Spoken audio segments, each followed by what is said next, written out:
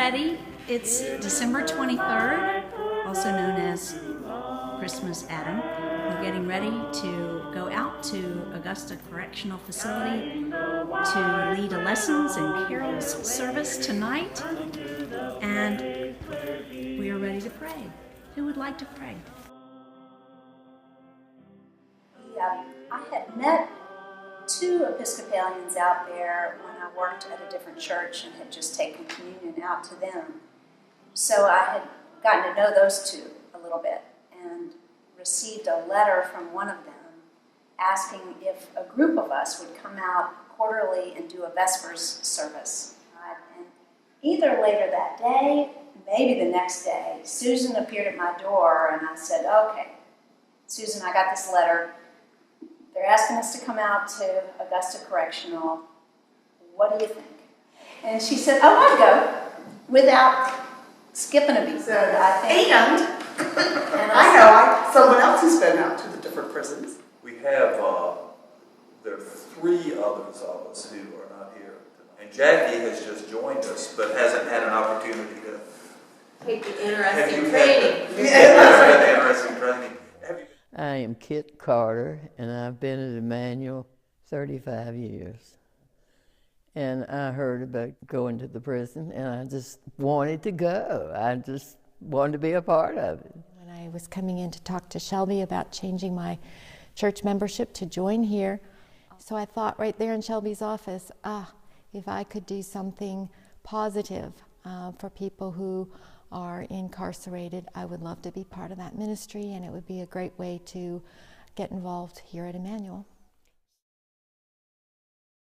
That was almost like going into a party where you're uncertain, and then all of a sudden you realize that these people are really glad to see you, and that sort of makes you glad to be seen and to see them.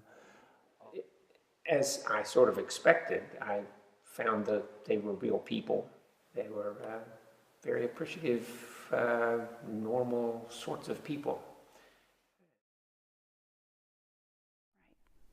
I think that has been a surprise to me, that the liturgical nature of Episcopal worship would appeal to a congregation of inmates at a state prison, and yet it has.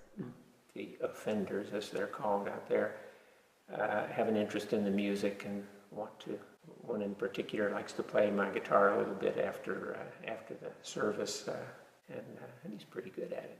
It was the first night we were there. After any of the readings, there was a round of applause. And after every hymn, there was a round of applause. Here, like if our children are singing up front, we will clap afterwards because we just enjoy it so much. And so it's kind of the same thing where you're proud of each other and they are a family and we are their family for that church service. Then there is something about corporate worship that pulls people together when they are all fully engaged. And I found from the very beginning, and I don't think it was anything that we did, I found from the very beginning that there was total engagement, that we were all there worshiping together, and so somehow we were really seeing Christ in them, and I think they were recognizing that we were bringing Christ to them in a very real way. It has been so nice to do it as a collective group, as a community of my fellow church members, because we have a great time, we enjoy it.